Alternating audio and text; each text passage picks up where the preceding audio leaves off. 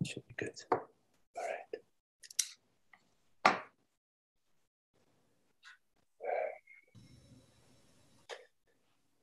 So to start, if we can, you can either close your eyes or turn your gaze inward. Be comfortable, sit comfortably.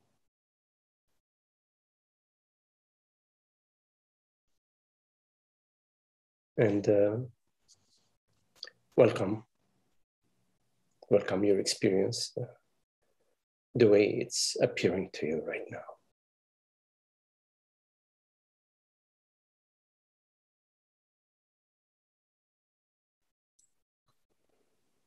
In this welcoming, you don't need to refer to any past knowledge or past understanding.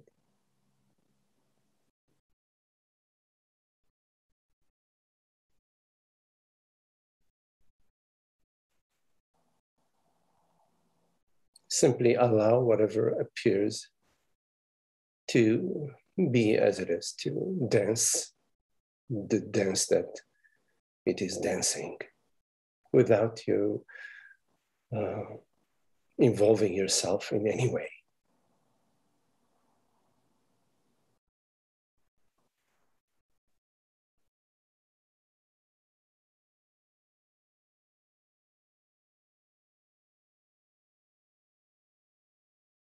Notice the spaciousness of presence.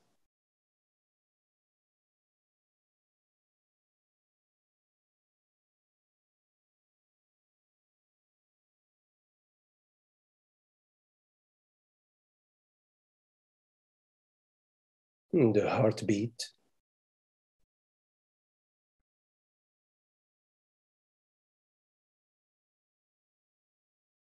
the warmth or coolness of the body.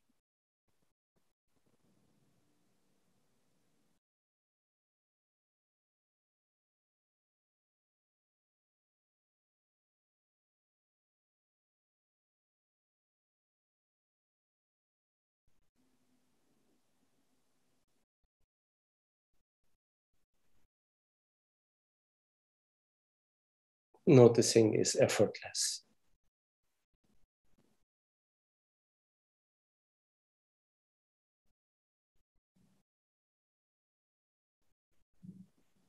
There is no particular direction.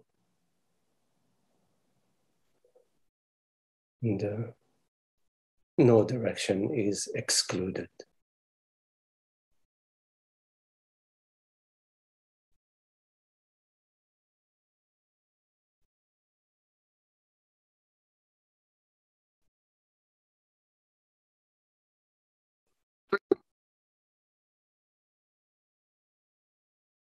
As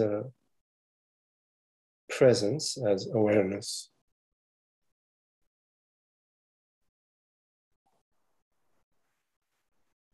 you are.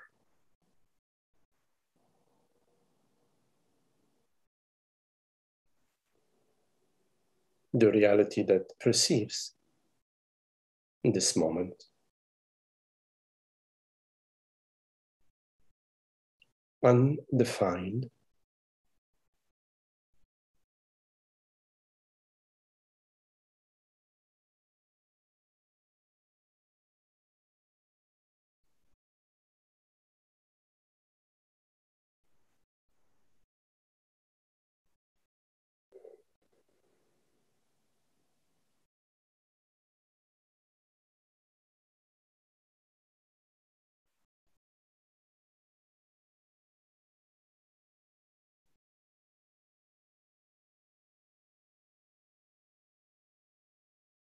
The wide open sky of awareness.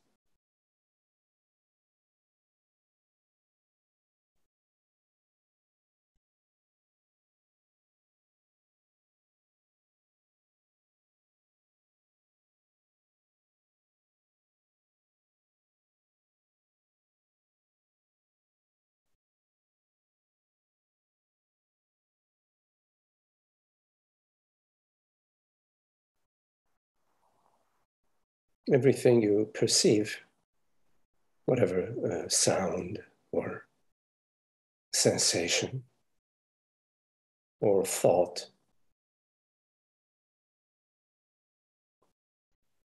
is limited in one way or the other, has a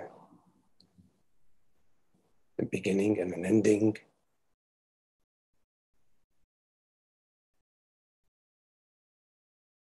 specific characteristics.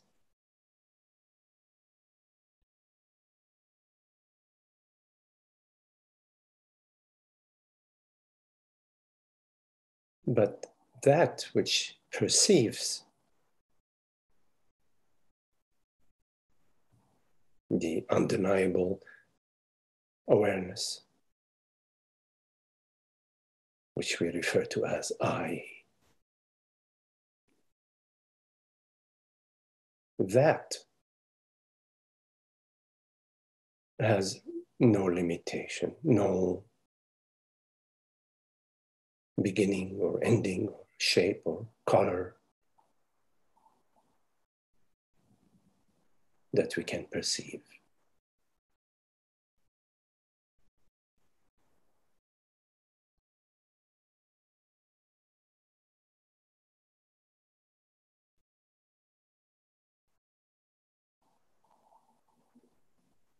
We cannot find a beginning to awareness or an ending to awareness.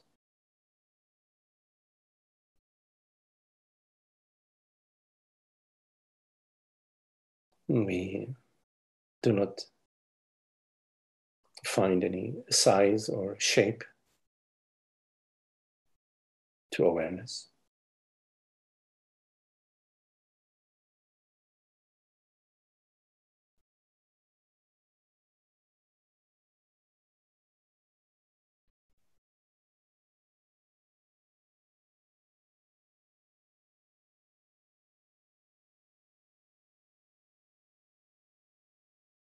It is I awareness in this very moment and every moment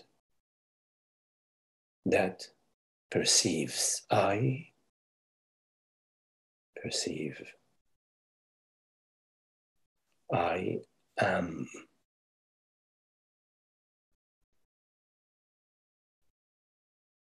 The I, which I am, is undeniable. Amness is undeniable.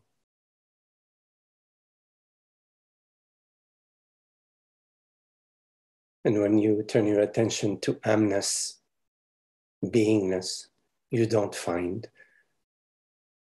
beingness, presence, amness, beginning somewhere and ending somewhere, right?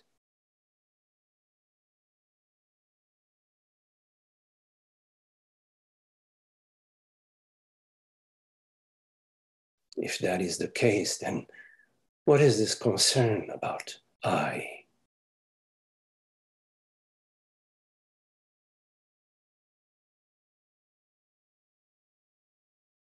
On what ground, on what basis are you founding your worries and concerns? If I awareness is borderless presence, formless, the formless reality of awareness.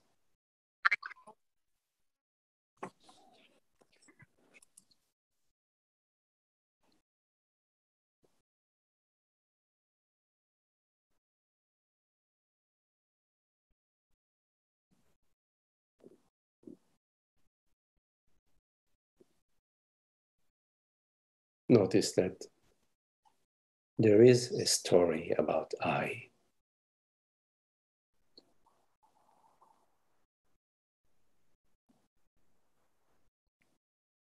Images, memories, stories, past relationships, past events,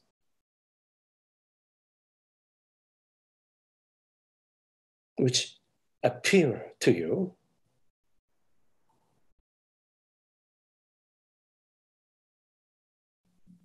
But that which appears to you are images on the screen, are they not?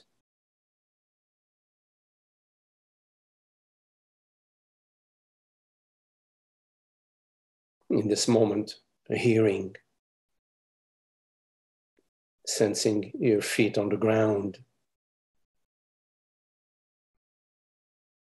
the sound of nature or the sound of traffic.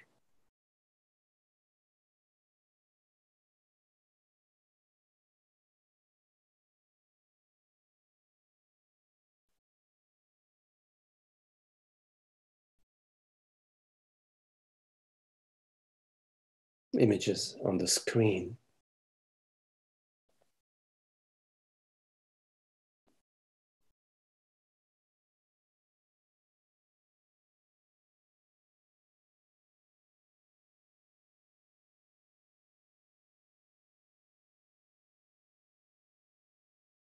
Your stories about you and your stories about others are completely irrelevant, are they?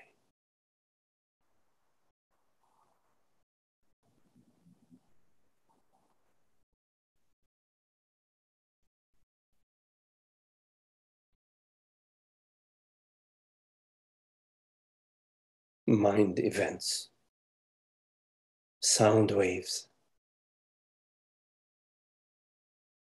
to which you give importance, upon which you base your perception about yourself and your perception about others and the world. Why? What for?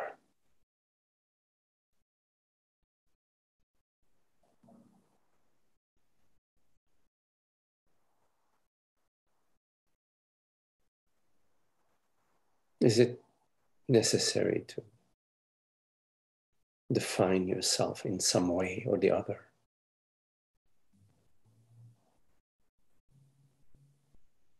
And perceive others according to certain images and concepts and beliefs and stories? Is it necessary for the joy of being, for a happy life, sweet unfolding? Do I need to have a story about myself or about you? Is that how you want to live? Are you waiting for salvation from beyond, while you continue to engage in defining yourself, defining consciousness, defining awareness, which is undefinable? Take a look right now, this aware presence right now.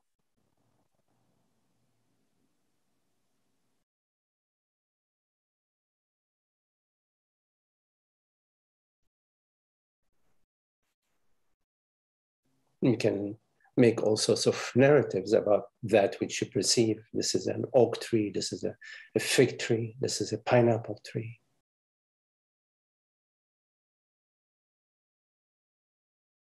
But can you make any narrative about awareness? The reality of I, the reality of your very being, the reality of being, which is not objective. It's not something that you can measure and weigh and divide and buy and sell.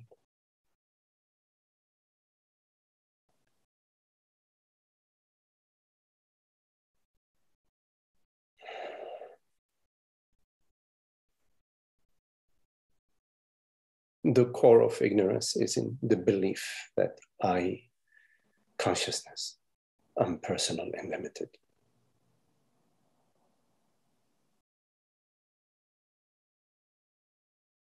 Once you get a glimpse of that falsehood,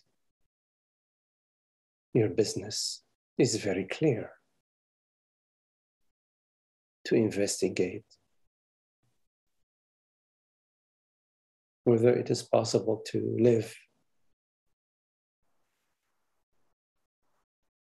without holding on to this baton, without maintaining this unhappy belief.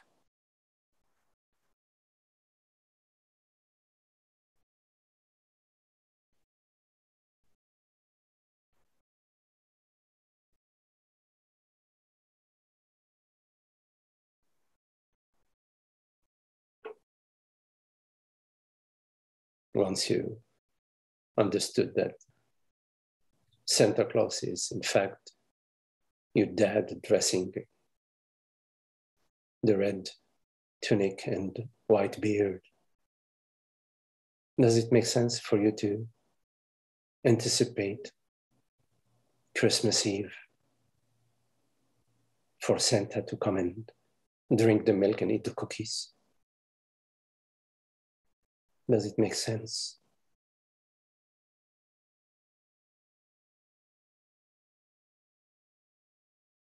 What is your evidence that awareness, this very moment, that which is aware, depends on the body-mind, or is limited by the body-mind? What is your evidence? On what basis do you maintain this belief?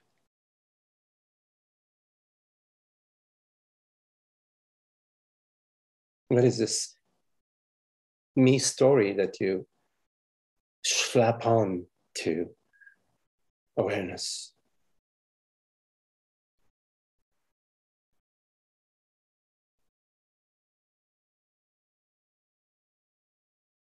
You plaster onto the transparency of awareness, you plaster the past stories and beliefs and feelings, and spin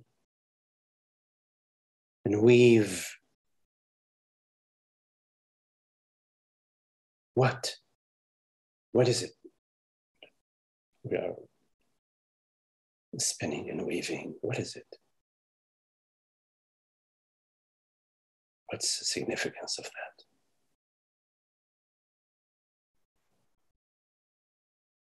All these stories, these complex stories about peace and freedom and happiness.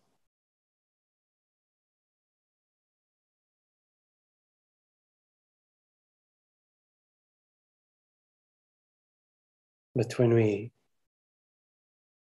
simply are, allow ourselves to be,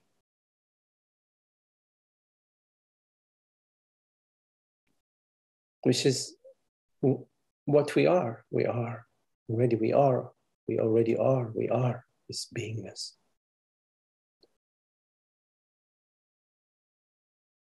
Not to stand in the way of our true nature with all our random stories, sophisticated stories.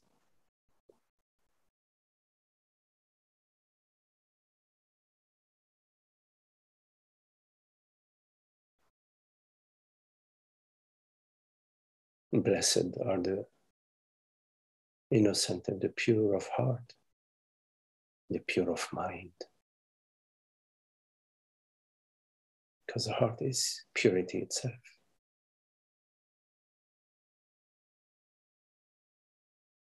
But we ignore this purity and we reside in the mind, in the feelings, in the images, in the emotions, in the stories.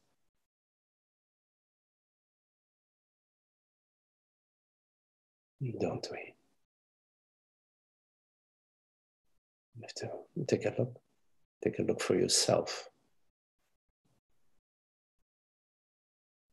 Because these words don't matter. What matters is your understanding. It's for you to see, to comprehend what peace and freedom is.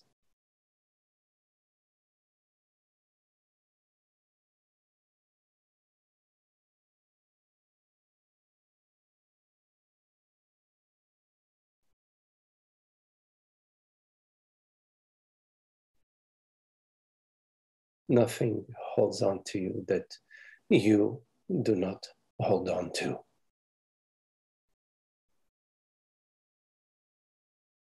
Nothing holds on to you that you don't hold on to.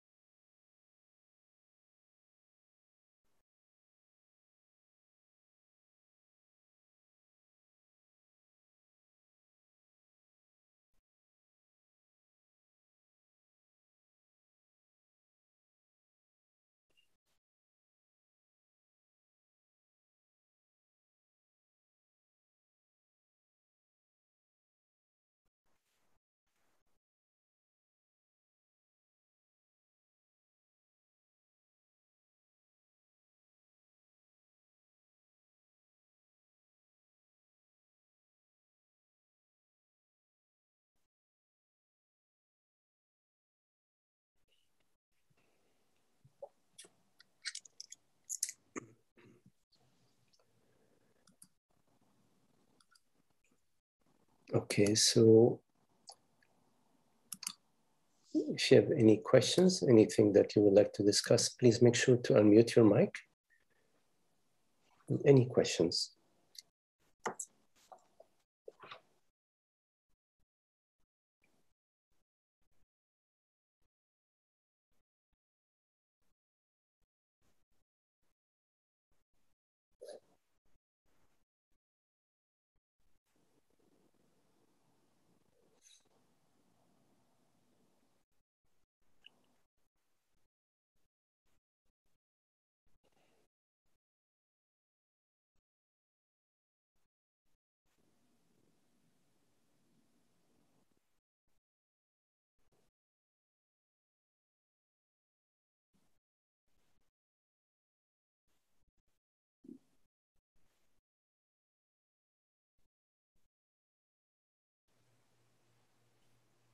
Hi, Magdi.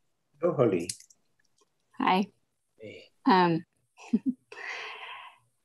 I notice a feeling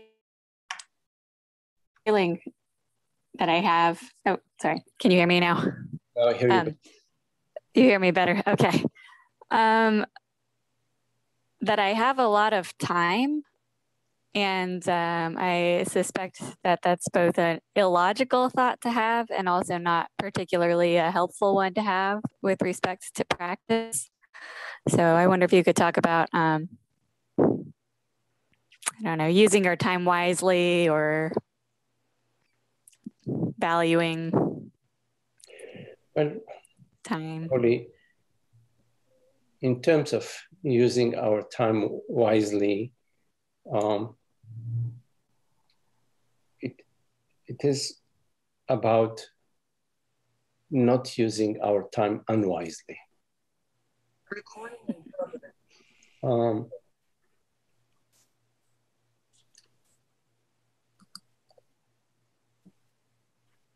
Now, what does that mean? Not to use one's time unwisely. So the way we act, what we do, is the result of thoughts that appear to us. Here we are at home, a thought arises. I'm going to go for a walk. Another thought may arise. Oh, well, maybe I should go to the market, do some shopping.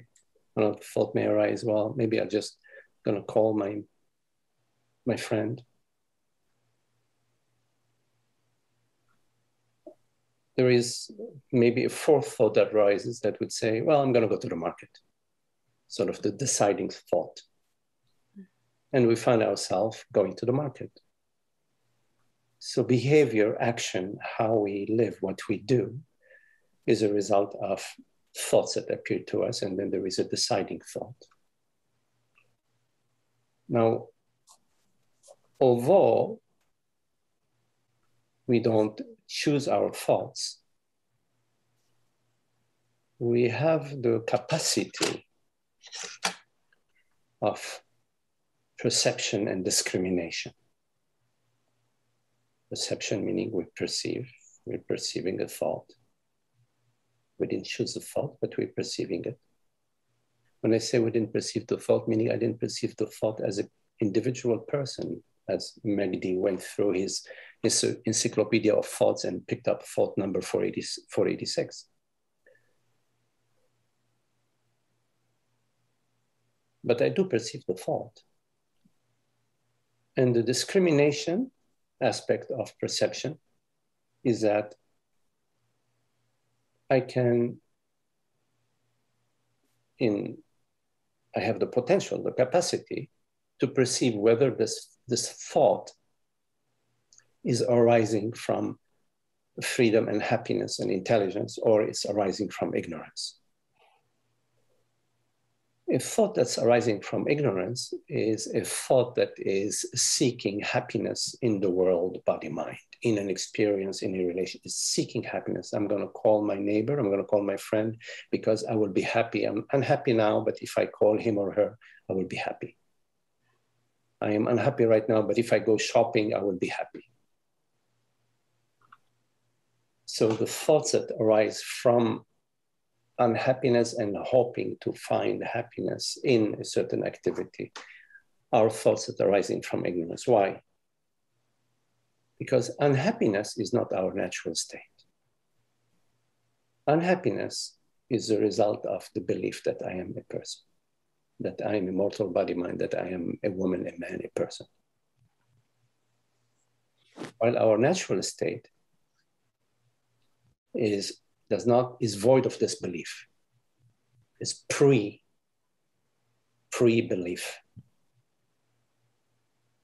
Happiness is our natural state. Peace and happiness is our natural state.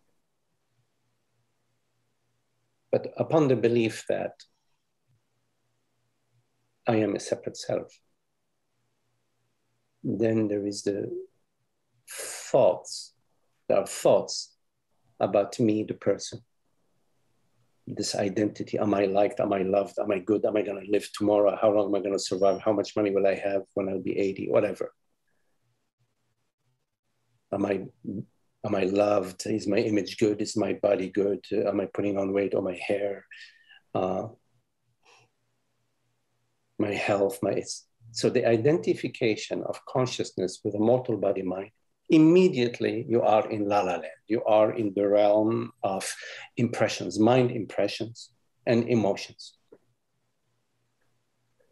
Layers and layers of that.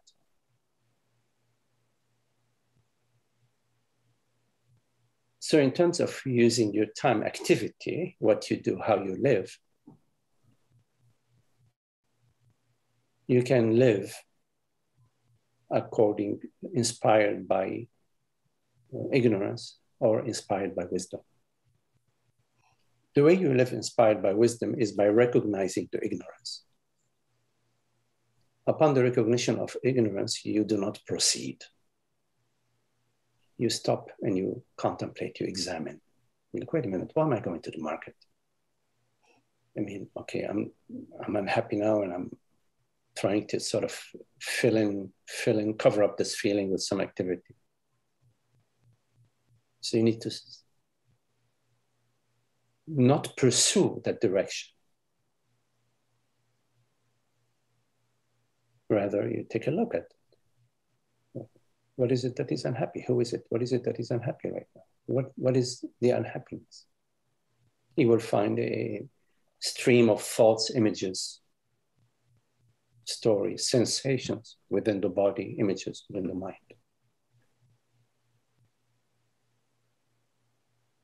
There is no such thing as a lot of time or little time or not enough time. Well, in a practical sense, there is. If you have a report that you need to submit at 2 o'clock and it's noon, it takes 4 hours to put it together. Well, that's a different situation. But I'm talking in terms of the psychology. There is just the eternity of consciousness, the eternity of presence, universal being, universal beingness. Time applies in the relative sense. You know, it takes so much time to prepare a report. It takes so much time to drive down to the market and back, etc. From the practical, perspective. But from the perspective of reality, which is the reality of our experience and not some theoretical reality, time is just a thought or an impression that arises, or sort of a thought dimension between past and future, which arises as an image and as a sensation in the eternity of presence. You never leave the eternity of presence. You never actually travel in time.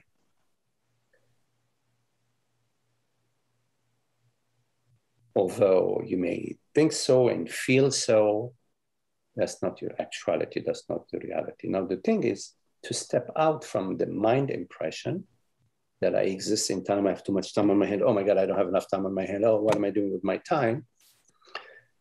To the realization of your reality, the reality of consciousness, which is a transparent awareness that appears as this conversation right now, or as a sensation, or as a perception, while remaining, in spite of its appearance, while remaining formless, invisible, and infinite.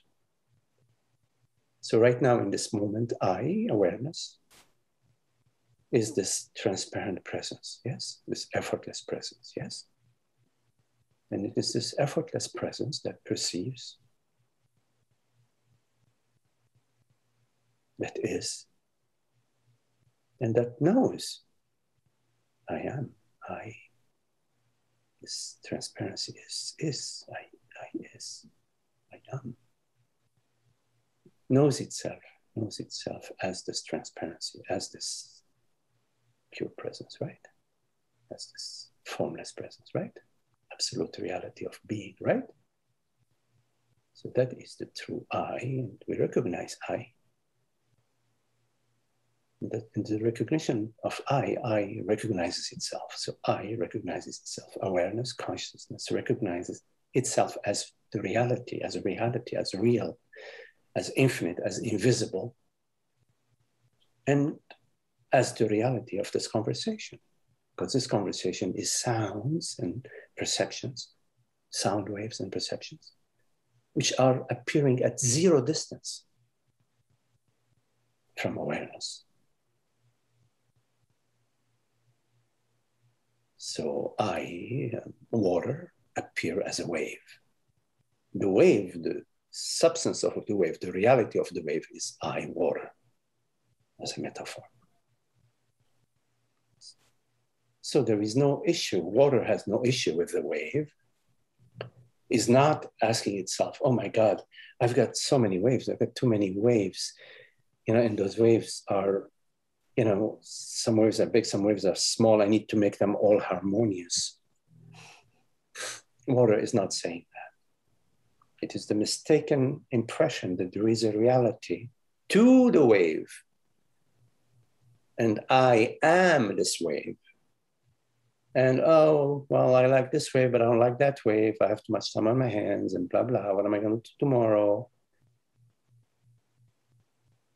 It is a mental trip, some sort of psychosis.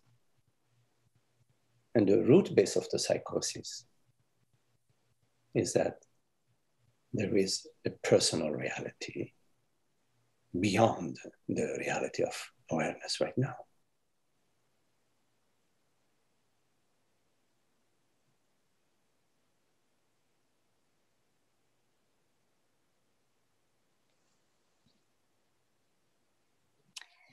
Yeah, I think you've answered my question, but just I don't feel like I have like too much time on my hands. Like I'm very busy, but I'm just being in a sense of like, oh, I'm still pretty young, and like, you know, if I don't realize truth for 20 or 30 or 40 years, you know, that's no big deal.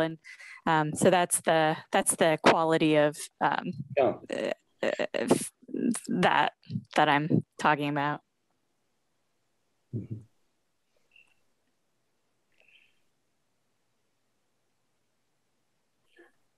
So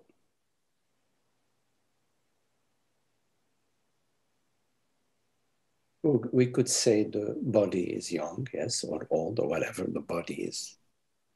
Whichever way we count time, we can give the body a certain narrative about time.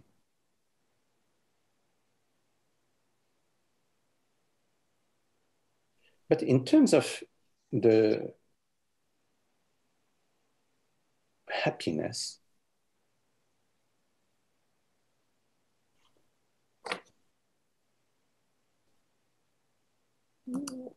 what's in the way right now? Why this narrative, we need so much time, blah, blah. You know. Of course, we could buy this narrative. We could, so some people say, oh, 10 years, oh, 15 years, oh, 20 years, oh, let me see, how old am I? People say, oh, 30 years. Okay, these are narratives. But what's in the way of happiness right now?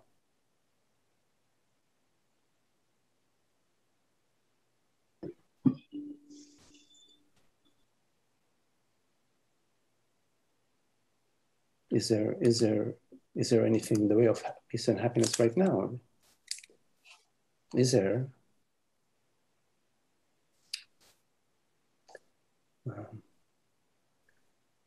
Okay, well, Holger is, yeah, okay, thank you, Holger.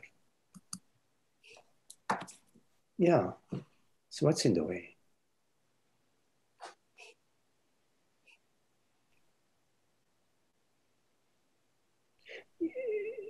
We have to go into some sort of mental realm in order to say, well, that's the problem.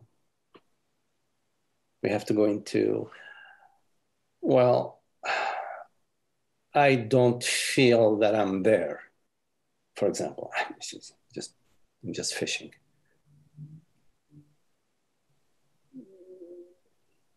We've got to go to some narrative somewhere. We have to go to some mind narrative and buy into it. I'm going to say, oh, here it is. Here, I got it. I got the answer to the question. You know, I had a great experience in the year 2008, and I'm not having it right now. Here you go, Magdi. Boom. Here you go. I've had it in 2008, and I don't have it right now. So what do you say to that? So you pull the narrative, you bought into it, and now you want to sell it. But you already sold it to yourself. Of course, I'm not going to buy it. I mean, I'm not buying it. I'm not going to buy a story about peace and happiness. There are no stories about happiness. It's BS. So the question, what's in the way of happiness now, is a good question to yourself. Ask yourself, what's in the way? What's in the way? A relationship, money, a certain experience, my life has to become harmonious, the world has to become a better place, this earth has to be healed, whatever. What is your narrative?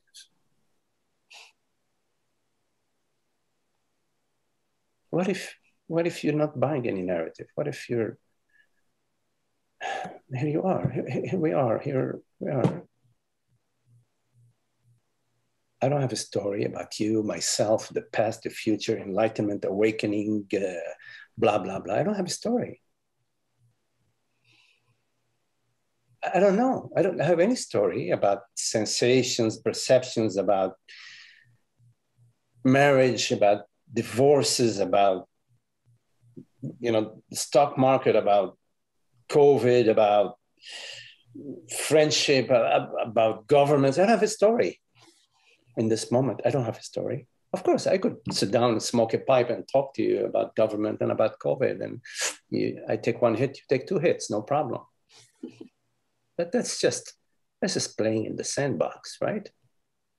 We're not talking about playing in the sandbox. There is nothing wrong with playing in the sandbox. I'm not opposed to playing in the sandbox. I'm just talking about happiness. So what's in the way? Ask yourself, all of you, ask yourself, what's in the way of happiness right now in this moment?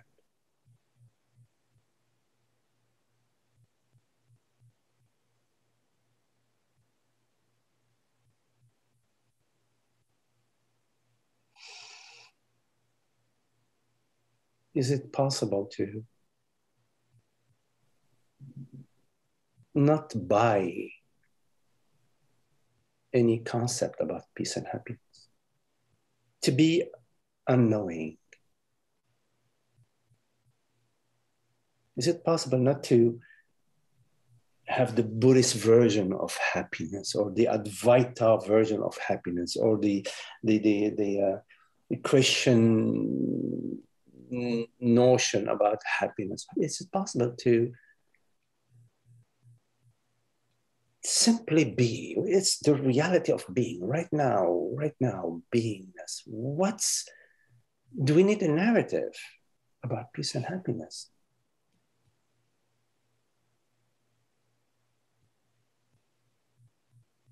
Do we need a narrative about the age of the body?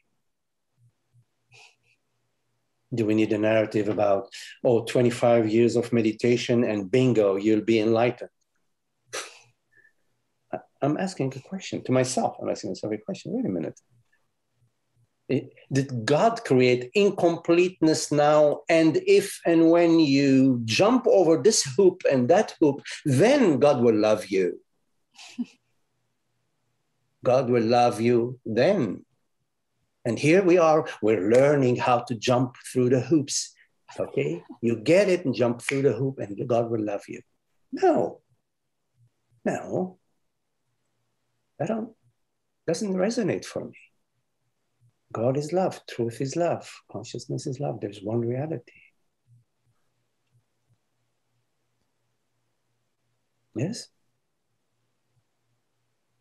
Yes. Right. So we don't pedal into our own BS.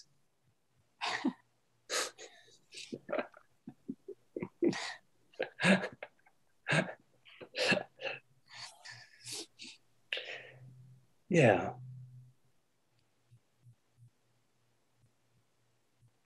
Then it's just a sweet encounter, a sweet presence. It can be what it is, whatever it is. It can be a rainy day. It can be thunder and lightning. Oh, okay. Appearances, images on the screen. Look at the ocean. Water can be wave, can be ice, can be steam, H2O. It remains water, H2O, as a metaphor. Yeah. Do not be attached to certain sensations or images or experiences. It's just mental stuff. They're like vibrations. Oh, beautiful, purple. Oh, you see that beautiful butterfly. Just a fluttering, a certain vibrational flutter. That's what it is. There's no problem with loving it. It says, wow, that was great. But it defines nothing. We are not defined by sensations, experiences, relationships, feelings, what people say about us, how much we are loved and how loving we are, and God knows what.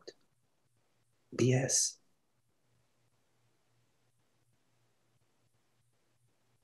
Consciousness is self-defined.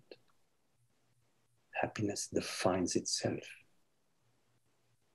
The perfume of the rose emanates from the rose.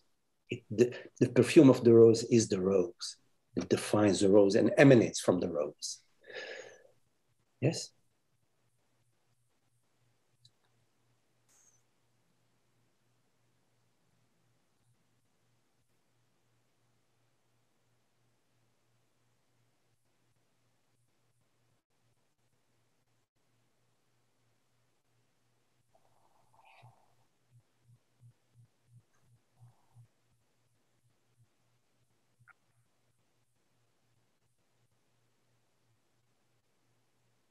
So don't buy into the BS.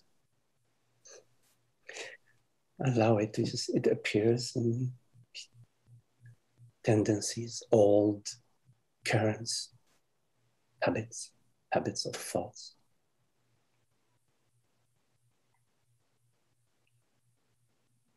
Okay? Yeah. Thank you. Okay. Lovely to talk with you. Okay. Yeah, you too. Any questions?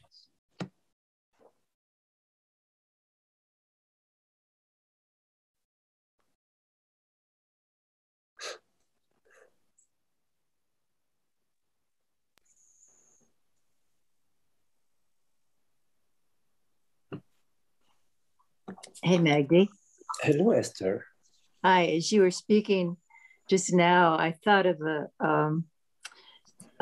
somebody came to Ramana Maharshi and said, I've been practicing for 25 years and I'm still not realized.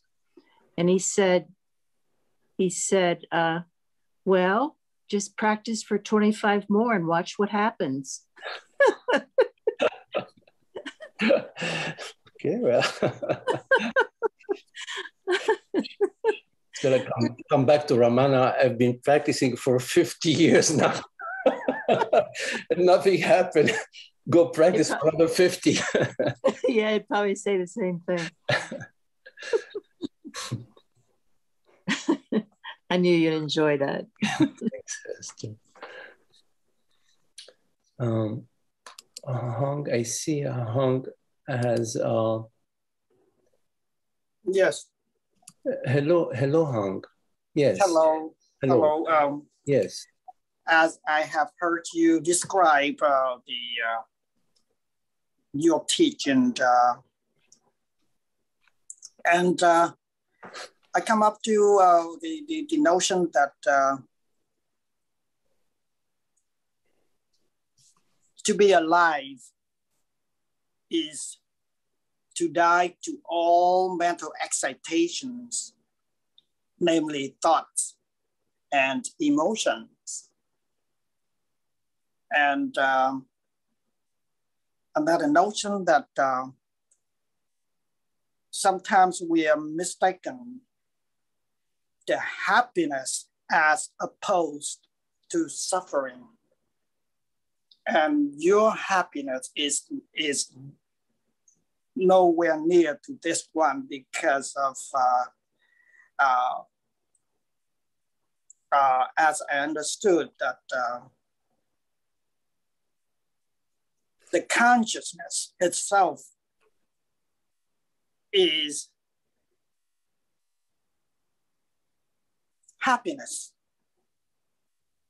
The consciousness itself is happiness, instead of happiness as some sort of emotion, some sort of mental factors.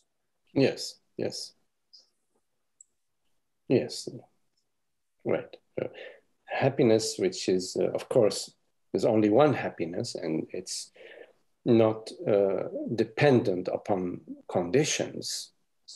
And happiness is not personal, it's universal, for the simple reason that there is no person. This is just some sort of separation, it's a mental process. And happiness isn't contained, it's not contained. So we confuse happiness with pleasure or with attaining a desired object. Sometimes we feel I'm happy because now I found a great partner, or I'm happy because I got a raise, or I'm happy because I just bought a new house. So this is not correct understanding. The understanding about happiness is that happiness is the absence of separation, is the absence of personhood, absence of personal desire, absence of the sense of lack, absence of fear.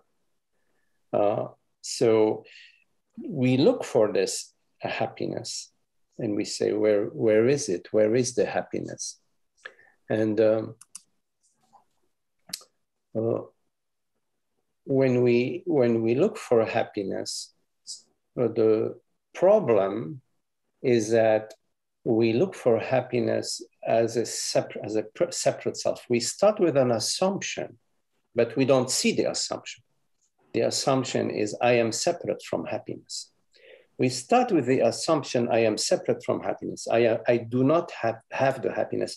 I am not the happiness. I am this mortal body mind. I am going to be eaten by worms and by maggots, sometime. This is what we start with.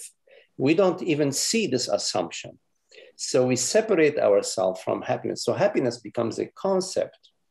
And we say, oh, well, how can I get that? Or a feeling. How can I get that happiness? You will never get that happiness, because when you separate yourself from God, when you separate yourself from consciousness, and you say, where is happiness? It's like you already shot yourself in the foot. Is that the expression? You already shot yourself in the foot. You have sabotaged your happiness. So the best way to contemplate happiness is first you examine your beliefs. Do I believe I am a person? If I believe I am a person, I'm a son, I'm a daughter, I'm a father, I'm a brother. If I believe I'm a person, I'm a teacher, I'm a scientist, and if you believe you are a person, you need to stop right there and examine this belief. Because if you do not examine this belief of being a person, that belief will keep you away from your understanding about happiness. So when you look into the belief, am I this person? Am I a husband, a wife? Am I a son, a daughter? You may come to the understanding that no, I am not that. I am consciousness. I am not a bundle of sensations or images. I am consciousness. I am awareness. When you come to that understanding, I am consciousness, I'm awareness, you already made a big, big, big jump in the right direction of understanding about happiness. So the core investigation and inquiry is into your belief about yourself and about the other. And then you have to live with your new understanding, meaning you have to live not buying into your old belief. When you have the old belief, yes, I am this person.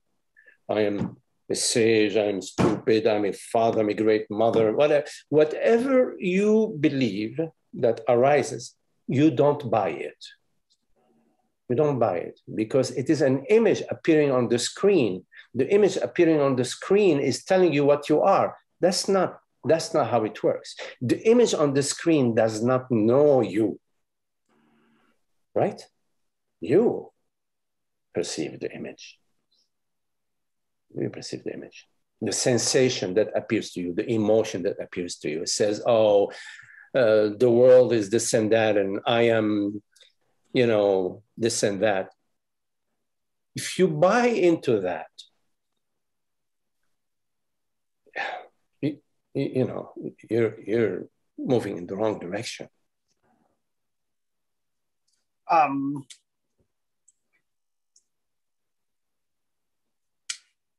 When one found out there is nothing else but consciousness or awareness, in which all diversities arise from. The question is that the sense of lack, as you have mentioned earlier, I think that I'm lack of remembering the consciousness when conflicts arise. Just like earlier today, that some incident that made me kind of angry, and in that period of time, I didn't remember that consciousness until that I logged in, and then you mentioned it, and now I'm back to the square one, which is the happiness, which is the equanimity, and the important point is that when one is in some sort of conflict, and one can remember to carry on that lofty mission, you know, be aware. You are the awareness. You are the consciousness. That's where I'm lack of. Yes. Yes, absolutely. You know, in terms of the understanding, you may come to the understanding about your reality as this universal consciousness. But at the body-mind level, it may take a little time. It's like when you are the metaphor of the fan. When you have a fan and you unplug the fan, there is no more electrical power coming to the motor of the fan. But although you have unplugged the fan, the blades of the fan, they continue to rotate for a certain period of time. So there is that similar sort of metaphor in our understanding, that although we come to the understanding of the transparency of awareness and transparency of being, there are some latent tendencies that continue to arise within the body-mind as sensations and as images. And but because we are not rooted anymore, we are no longer rooted in the ignorance, these tendencies, they don't grow. They have a little life of their own, but then we return to our understanding, to the peace, the causeless peace of being. So yes, and so that's part of the way in which the process takes place. So we come down to the conclusion that we have to put it this way, put it in concession of words, that we have to practice. We have to remember as much as possible that I know that when we put it in words, then yes. We are out of calibration. Yeah. You know. Yeah. Wong, I don't like to say it this way, because the mind has a tendency already to go into a personal doer, a personal achiever, a personal success or personal failure. So our love for truth,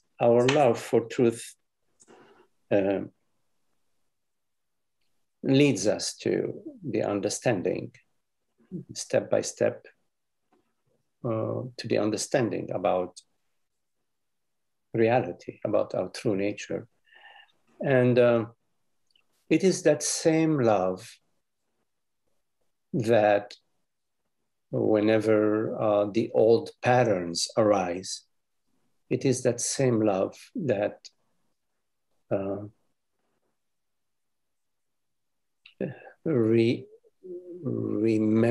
remembers or recalls its true nature as love. It is that very love that's at work, that's operating. And you know, as they say, love never dies.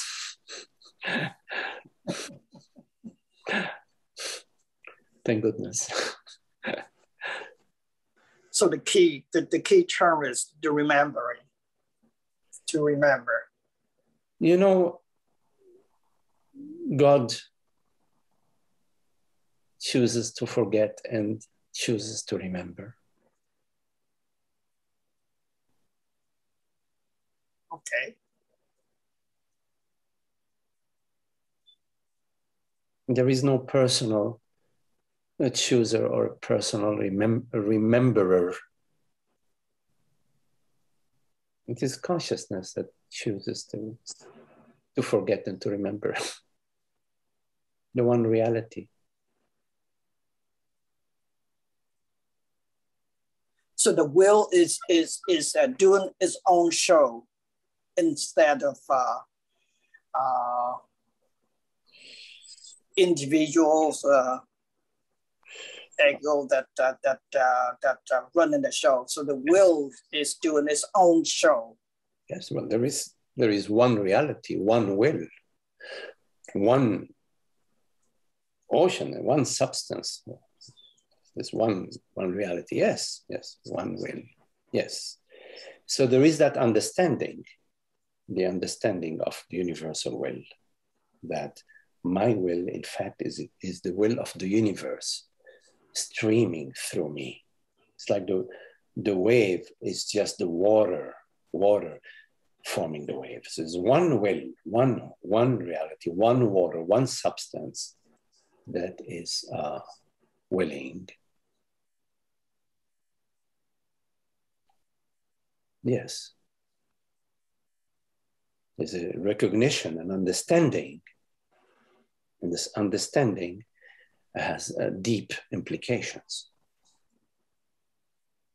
So there's no need to discern, to separate between the water and the ripples and the whirlpools and the wave at all.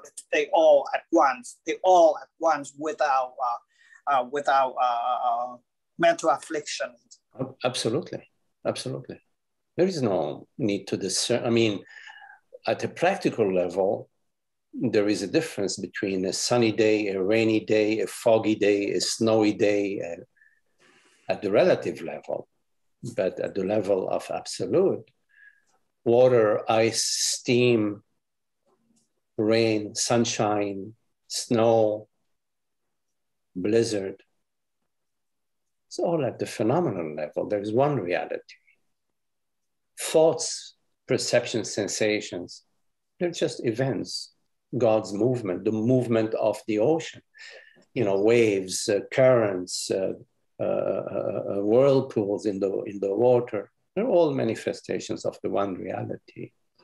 The understanding that is one reality and that I, awareness, is this one reality. Shining through a particular mind, this is one reality. That understanding is a very, very, has a big reach, a big effect, major effect. the understanding. So the nature of form arise, sustain, getting decayed, and perish is part of the game. So there's no way that we can escape that. There's no way we can separate that to the reality. Well, the surface of the ocean may appear as infinite waves, or no waves, or little waves, or tsunami waves. Who and what is there to escape or not escape? What other reality is there besides consciousness and the infinite expressions of consciousness? As a metaphor, you are this one body, for example, and you can speak many, many, many words. Many words, 20 million different words you can speak, you can make sounds. So what does it matter to this one reality that it makes the sound whoa, whoa, whoa, whoa, or the sound hey, hey, hey, hey, hey, or the sound hello? Doesn't matter. The infinite forms are the conception, the creation, the perception, and the extinction of the one consciousness, of the one reality. So as a metaphor, you conceive the word, for example, beautiful. You create the word beautiful. You perceive the word beautiful, and you dissolve the word beautiful. So yes,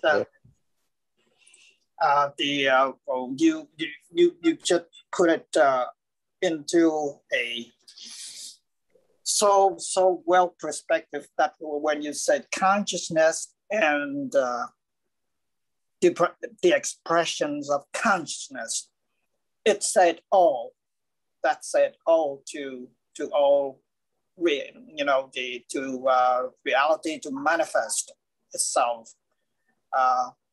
It's so complete when you say that consciousness and the expression of consciousness, and the expression is the excitation. Yes. Wow. Yes. So yes. I thank you for that for that phrase. Oh, okay. You're welcome. It's like, it's interesting. Like the sound is an excitation of, as a metaphor, of course, is an excitation of molecules, atoms and molecules.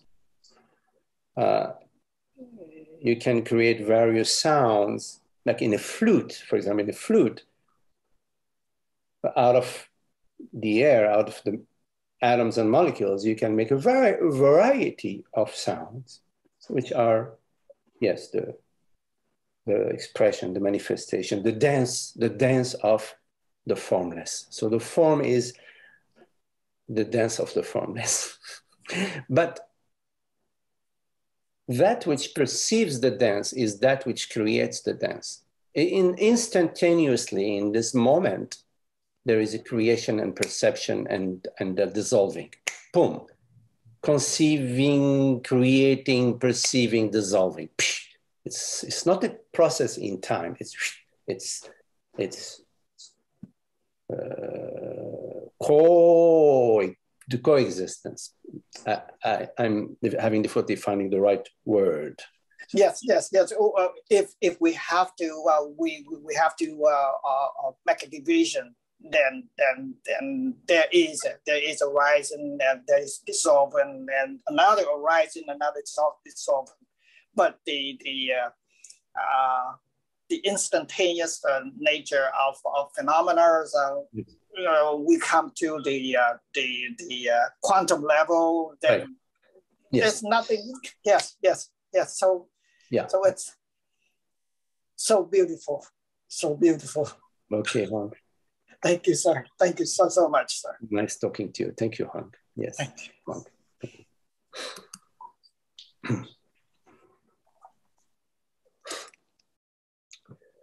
Any questions?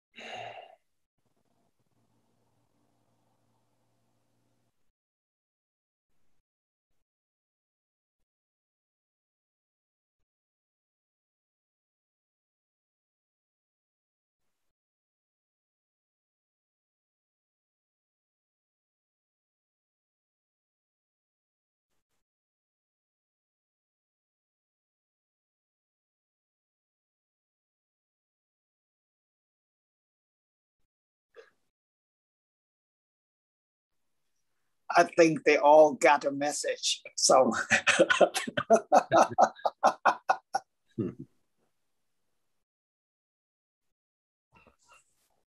Hello, Holger.